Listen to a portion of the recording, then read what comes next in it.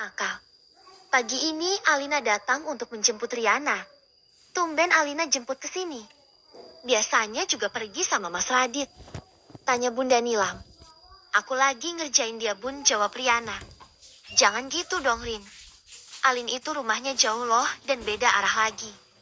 Omel Bunda Nilam. Tidak apa-apa kok. Bun, santai saja. Jawab Alina sambil memberikan senyum termanisnya. Pagi itu Radit dan Angel juga ada, namun mereka terlihat cuek dengan kehadiran Alina. Mereka semua tidak ada yang tahu jika sebetulnya Alina dan Riana berniat akan bolos sekolah hari ini. Pagi itu di dalam tas kedua gadis itu bukan membawa buku pelajaran, tapi mereka membawa baju ganti karena hari ini mereka akan pergi ke villa milik Alina di puncak. Bunda, hari ini aku mau menginap di rumah Alina karena papanya sedang keluar kota. Dusta Riana sebelum mereka pergi setelah menghabiskan sarapannya. Biasanya kamu yang menginap di sini, kata Bunda Nilang. Tidak apa-apa biar gantian. Bun, jawab Alina. Ya sudah kalau maunya begitu, kata Bunda Nilang. Ia dan suaminya percaya saja jika mereka mengatakan Papa Alina sedang pergi keluar kota. Setelah Riana dan Alina pergi dengan menggunakan mobil Alina tidak lama, kemudian Radit pun pergi ke kantor sementara Angel langsung pergi ke kamarnya. Hari ini ia akan menghabiskan waktu di rumah dengan bermalas-malasan. Setelah kemarin, ia mendapatkan jadwal pemotretan yang lumayan padat ditambah. Setelahnya mereka melanjutkan dengan acara dugem sampai dini hari karena Joe ingin ditemani menikmati malam di Jakarta sebelum pria bertubuh six-pack itu kembali ke negaranya.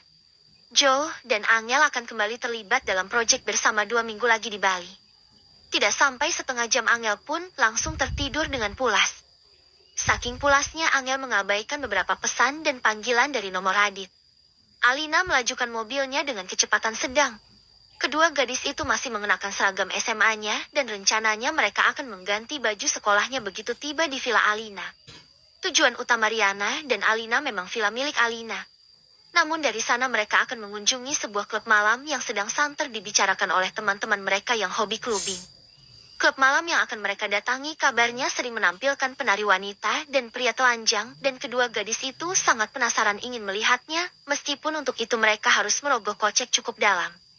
Rasa penasaran Alina dan Riana memang sedang tinggi-tingginya oleh sebab itu mereka nekat berbohong hanya karena untuk memuaskan rasa ingin tahu mereka. Kebetulan hari itu di sekolah mereka sedang diadakan perlombaan antar sekolah, jadi seandainya mereka bolos pun tidak akan ada yang tahu. Sebelum jam 10 pagi mereka sudah tiba di villa milik Alina di puncak. Siang itu Alina menghabiskan waktu dengan bersantai dan tiduran untuk persiapan nanti malam. Siang itu Alina masih sempat menerima telepon dari papanya yang menanyakan apakah Alina Jeti menginap di rumah Riana karena Alina bilang jika malam ini ia akan menginap di rumah Riana. Bokap ngecek, kata Alina sambil tertawa setelah mengakhiri panggilan telepon dari papanya. Jam 7 malam kedua gadis itu sudah bersiap-siap untuk pergi ke klub. Kok gue jadi deg-degan ya, kata Alina saat mereka sampai di klub yang dimaksud. Di parkiran berjajar mobil-mobil mewah berplat B dan D termasuk salah satunya adalah mobil Alina. Kedua gadis itu sudah searching di laman pencarian minuman apa saja yang ada di klub yang non-alkohol karena mereka tidak berniat mabuk. Mereka hanya ingin melihat penari telanjang saja yang konon diimpor dari Rusia. Alina dan Riana duduk di sebuah meja dan mereka sudah memesan 2 gelas mocktail karena minuman itu terbuat dari campuran sari buah dan soda dan tidak mengandung alkohol. Wajah cantik kedua gadis itu terlihat tegang saat pertunjukan striptis akan dimulai. Sepasang pria dan wanita berkulit putih khas Rusia muncul dan mulai menari. Awalnya kedua penari itu berpakaian lengkap khas penari. Namun kemudian mereka melepas satu persatu pakaian mereka hingga benar-benar telanjang. Astaga, panjang banget. Alina dan Riana tertawa terkikik menonton kedua bule itu memamerkan tubuh telanjang mereka sambil mengikuti alunan musik. Saat melihat penari striptis itu, pikiran Alina malah melanglang buana kepada Radit. Meskipun pria pribumi, namun Radit juga memiliki benda keramat yang tidak kalah besar dan panjang dari penari pria itu. Alina mengetuk-ngetuk kepalanya agar berhenti memikirkan Radit. Kedua penari striptis itu tampil selama setengah jam. Setelah kedua penari itu, kembali tidak lama kemudian muncul lagi 2 penari yang lain jika dilihat dari fisiknya Alina dan Riana yakin kalau pria itu dari Timur Tengah. Suara penonton langsung terdengar riuh saat sang penari memamerkan miliknya yang sangat besar dan panjang. Alina dan Riana melongo dibuatnya. Kedua gadis yang serba ingin tahu itu masih terkesima dengan pertunjukan yang baru saja mereka tonton. Semakin tengah malam pengunjung klub itu semakin banyak. Alina dan Riana tidak menyadari jika salah satu pengunjung yang datang adalah Radit. Radit datang bersama dua orang pria. Radit dan kedua temannya duduk tidak jauh dari meja tempat Alina dan Riana berada. Radit dan temannya asik menonton sambil menikmati minuman koktail. Pada saat penari kedua turun barulah Radit menyadari jika di sana ada Alina dan Riana adiknya. Bagaimana bisa kedua gadis nakal itu ada di tempat seperti ini? Mata Radit menyimpan amarah saat menghampiri kedua gadis nakal yang sedang menonton penari striptis ketiga yang baru muncul. "Eri, kakak lu," bisik Alina saat melihat Radit berdiri menjulang di dekat mejanya. "Mas Radit?" Mata Riana nyaris loncat karena kaget bertemu dengan kakaknya di sana. Tanpa berbasa-basi Radit pun menggusur Alina dan Riana keluar dari klub dan langsung menyuruh kedua gadis nakal itu masuk ke mobilnya.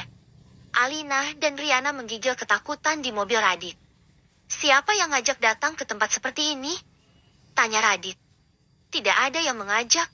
Ini atas inisiatif kami sendiri." Alina yang menjawab. "Aku tidak menyangka kalian benar-benar nakal," kata Radit murka. Alina dan Riana meringkuk ketakutan di kursi belakang. Radit terlihat menghubungi kedua temannya yang masih ada di dalam. "Jeff, gue balik duluan ya. Mau ngurus dua curut nakal dulu," kata Radit. Alina dan Riana saling tatap. Kita dibilang curut, ucap mereka bersamaan. Radit menoleh dan menatap kepada kedua gadis nakal yang baru saja ia sebut curut itu. "Aku akan aduin sama ayah biar ayah yang tentukan hukuman apa yang pantas untuk kamu." Radit menatap tajam ke arah Riana.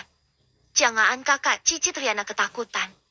Alina terlihat lebih santai karena ancaman itu hanya berlaku kepada Riana saja karena Riana adalah adiknya Radit. Tidak mungkin Radit mengadu kepada papanya karena mereka tidak saling kenal dan papanya adalah orang sibuk sehingga sulit ditemui. "Aku akan bawa kalian pulang sekarang," kata Radit sambil mulai menyalakan mesin mobilnya. "Mas, aku bawa mobil sendiri.